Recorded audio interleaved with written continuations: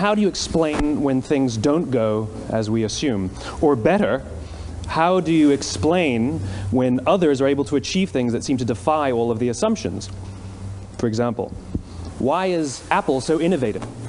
Year after year after year after year, they're more innovative than all their competition. And yet, they're just a computer company. They're just like everyone else. They have the same access to the same talent, the same agencies, the same consultants, the same media. Then why is it that they seem to have something different? Why is it that Martin Luther King led the civil rights movement? He wasn't the only man who suffered in a pre-civil rights America, and he certainly wasn't the only great orator of the day. Why him? And why is it that the Wright brothers were able to figure out controlled powered manned flight when there were certainly other teams who were better qualified, better funded, and they didn't achieve powered manned flight, and the Wright brothers beat them to it? There's something else at play here. About 3.5 years ago, I made a discovery, and this discovery profoundly changed my view on how I thought the world worked, and it even profoundly changed the way in which I operate in it. As it turns out, there's a pattern. As it turns out, all the great and inspiring leaders and organizations in the world, whether it's Apple or Martin Luther King or the Wright brothers, they all think, act, and communicate the exact same way, and it's the complete opposite to everyone else. All I did was codify it. And it's probably the world's simplest idea. I call it the golden circle.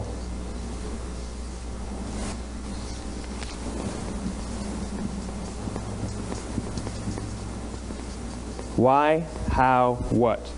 This little idea explains why some organizations and some leaders are able to inspire where others aren't. Let me define the terms really quickly. Every single person, every single organization on the planet knows what they do 100%. Some know how they do it, whether you call it your differentiating value proposition or your proprietary process or your USP. But very, very few people or organizations know why they do what they do. And by why, I don't mean to make a profit. That's a result. It's always a result. By why, I mean what's your purpose? What's your cause? What's your belief? Why does your organization exist? Why do you get out of bed in the morning? And why should anyone care? Well, as a result, the way we think, the way we act, the way we communicate is from the outside in. It's obvious. We go from the clearest thing to the fuzziest thing. But the inspired leaders and the inspired organizations, regardless of their size, regardless of their industry, all think, act, and communicate from the inside out. Let me give you an example. I use Apple because they're easy to understand and everybody gets it. If Apple were like everyone else, a marketing message from them might sound like this. We make great computers. They're beautifully designed, simple to use, and user-friendly. Want to buy one? Meh. And that's how most of us communicate. That's how most marketing is done, that's how most sales is done, and that's how most of us communicate interpersonally. We say what we do, we say how we're different or how we're better, and we expect some sort of behavior, a purchase, a vote, something like that. Here's our new law firm. We have the best lawyers with the biggest clients. We have, we always perform for our clients, do business with us. Here's our new car. It gets great gas mileage. It has, leather seats. Buy our car. But it's uninspiring. Here's how Apple actually communicates. Everything we do, we believe in challenging the status quo. We believe in thinking differently. The way we challenge the status quo is by making our products beautifully designed, simple to use, and user-friendly. We just happen to make great computers. Want to buy one? Totally different, right? You're ready to buy a computer from me. All I did was reverse the order of the information. What it proves to us is that people don't buy what you do, people buy why you do it. People don't buy what you do, they buy why you do it. This explains why every single person in this room is perfectly comfortable buying a computer from Apple. But we're also perfectly comfortable buying an MP3 player from Apple, or a phone from Apple, or a DVR from Apple. But as I said before, Apple's just a computer company. There's nothing that distinguishes them structurally from any of their competitors. Their competitors are all equally qualified to make all of these products. In fact, they tried. A few years ago, Gateway came out with flat-screen TVs. They're eminently qualified to make flat-screen TVs. They've been making flat-screen monitors for years. Nobody bought one.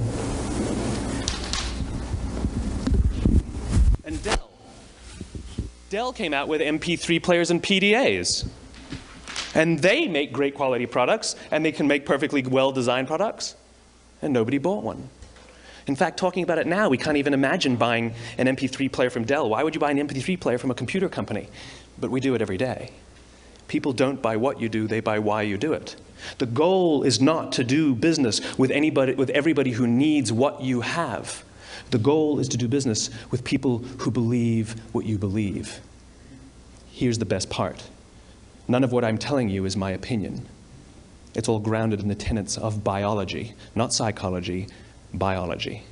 If you look at a cross-section of the human brain, looking from the top down, what you see is the human brain is actually broken into three major components that correlate perfectly with the golden circle. Our newest brain, our Homo sapien brain, our neocortex, corresponds with the what level. The neocortex is responsible for all of our rational and analytical thought and language. The middle two sections make up our limbic brains, and our limbic brains are responsible for all of our feelings, like trust and loyalty. It's also responsible for all human behavior, all decision-making, and it has no capacity for language. In other words, when we communicate from the outside in, yes, people can understand vast amounts of complicated information like features and benefits and facts and figures. It just doesn't drive behavior. When we communicate from the inside out, we're talking directly to the part of the brain that controls behavior, and then we allow people to rationalize it with the tangible things we say and do. This is where gut decisions come from. You know, sometimes you can give somebody all the facts and your figures, and they say, I know what all the facts and details say, but it just doesn't feel right. Why would we use that verb? It doesn't feel right. Because the part of the brain that controls decision-making doesn't control language. And the best we can muster up is, I don't know, it just doesn't feel right. Or sometimes you say you're leading with your heart, or you're leading with your soul. Well, I hate to break it to you, those aren't other body parts controlling your behavior. It's all happening here in your limbic brain, the part of the brain that controls decision-making and not language. But if you don't know why you do what you do, and people respond to why you do what you do, then how will you ever get people to vote for you or buy something from you, or more importantly, be loyal and want to be a part of what it is that you do? Again, the goal is not just to sell people who need what you have. The goal is to sell to people who believe what you believe. The goal is not just to hire people who need a job. It's to hire people who believe what you believe. I always say that, you know, there's, if you hire people just because they can do a job, they'll work for your money. But if you hire people who believe what you believe, they work for you with blood and sweat and tears. And nowhere else is there a better example of this than with the Wright brothers. Most people don't know about Samuel Pierpont Langley. And back in the early 20th century, the pursuit of powered man flight was like the dot-com of the day. Everybody was trying it. And Samuel Pierpont Langley had what we assume to be the recipe for success. I mean, even now, you ask people, why did your product or why did your company fail? And people always give you the same permutation of the same three things. Undercapitalized, the wrong people, bad market conditions. It's always the same three things. So let's explore that. Samuel Pierpont Langley was given $50,000 by the War Department to figure out this flying machine. Money was no problem. He held a seat at Harvard and worked at the Smithsonian and was extremely well connected. He knew all the big minds of the day. He hired the best minds money could find, and the market conditions were fantastic. The New York Times followed him around everywhere, and everyone was rooting for Langley. And how come we've never heard of Samuel Pierpont Langley? A few hundred miles away in Dayton, Ohio, Orville and Wilbur Wright. They had none of what we consider to be the recipe for success. They had no money. They paid for their dream with the proceeds from their bicycle shop. Not a single person on the Wright brothers' team had a college education, not even Orville or Wilbur. And the New York Times followed them around nowhere. The difference was Orville and Wilbur were driven by a cause, by a purpose, by a belief. They believed that if they could figure out this flying machine, it'll change the course of the world. Samuel Pierpont Langley was different. He wanted to be rich, and he wanted to be famous. He was in pursuit of the result. He was in pursuit of the riches. And lo and behold, look what happened. The people who believed in the Wright brothers' dream worked with them with blood and sweat and tears. The others just worked for the paycheck.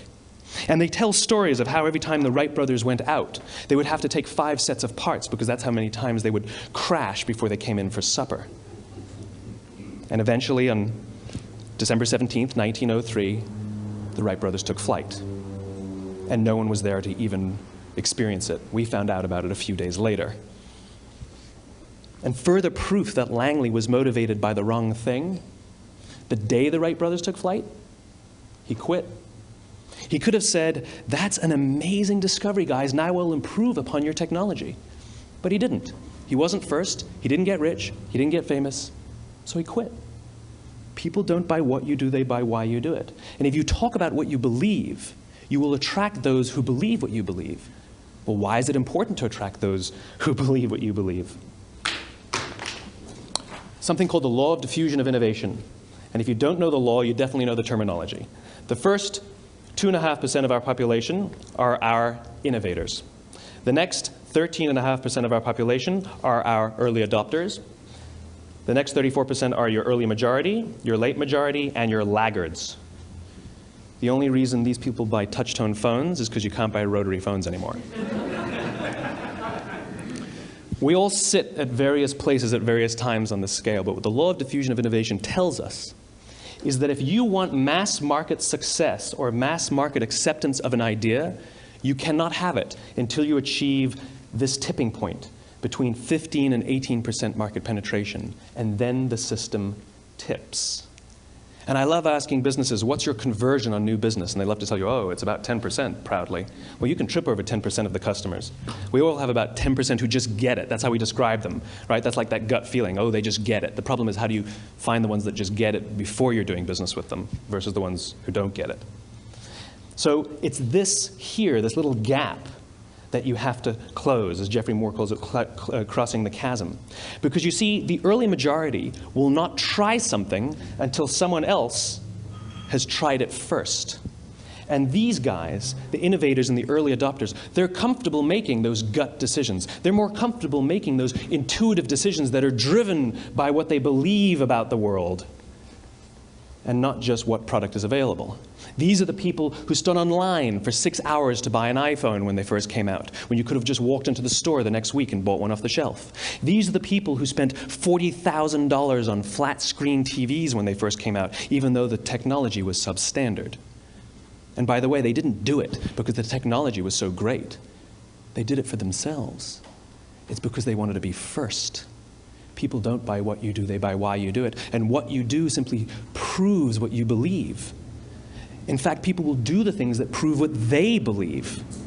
The reason that person bought the iPhone in the first 6 hours, or stood in line for 6 hours, was because of what they believed about the world and how they wanted everybody to see them.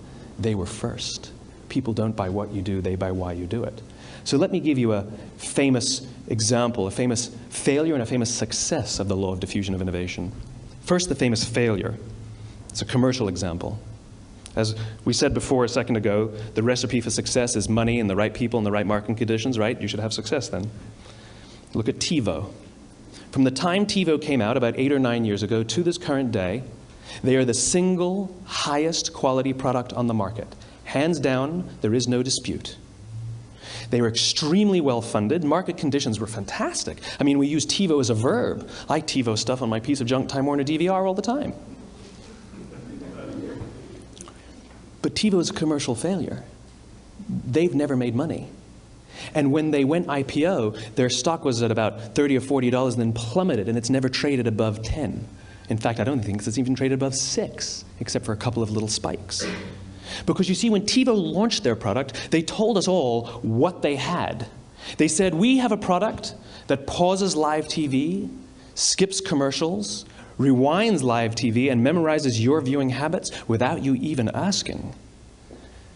And the cynical majority said, we don't believe you, we don't need it, we don't like it, you're scaring us. What if they had said, if you're the kind of person who likes to have total control over every aspect of your life, boy, do we have a product for you. It pauses live TV, skips commercials, memorizes your viewing habits, etc., etc. People don't buy what you do, they buy why you do it, and what you do simply serves as the proof of what you believe. Now let me give you a successful example of the law of diffusion of innovation. In the summer of 1963, 250,000 people showed up on the Mall in Washington to hear Dr. King speak. They sent out no invitations, and there was no website to check the date. How do you do that? Well, Dr. King wasn't the only man in America who was a great orator. He wasn't the only man in America who suffered in a pre-civil rights America. In fact, some of his ideas were bad. But he had a gift. He didn't go around telling people what needed to change in America. He went around and told people what he believed. I believe, I believe, I believe, he told people. And people who believed what he believed took his cause and they made it their own, and they told people. And some of those people created structures to get the word out to even more people. And lo and behold, 250,000 people showed up on the right day, on the right time to hear him speak. How many of them showed up for him? 0. They showed up for themselves. It's what they believed about America that got them to travel on a bus for 8 hours to stand in the sun in Washington in the middle of August. It's what they believed. And it wasn't about black versus white. 25% of the audience was white. Dr. King believed that there are 2 types of laws in this world, those that are made by a higher authority and those that are made by man. And not until all the laws that are made by man are consistent with the laws that are made by the higher authority will we live in a just world. It just so happens that the civil rights movement was the perfect thing to help him bring his cause to life. We followed him not for him, but for ourselves. And by the way, he gave the I have a dream speech, not the I have a plan speech. Listen to politicians now with their comprehensive 12-point plans. They're not inspiring anybody. Because there are leaders and there are those who lead. Leaders hold a position of power or authority, but those who lead inspire us. Whether they're individuals or organizations, we follow those who lead, not because we have to, but because we want to. We follow those who lead, not for them, but for ourselves. And it's those who start with why that have the ability to inspire those around them or find others who inspire them. Thank you very much.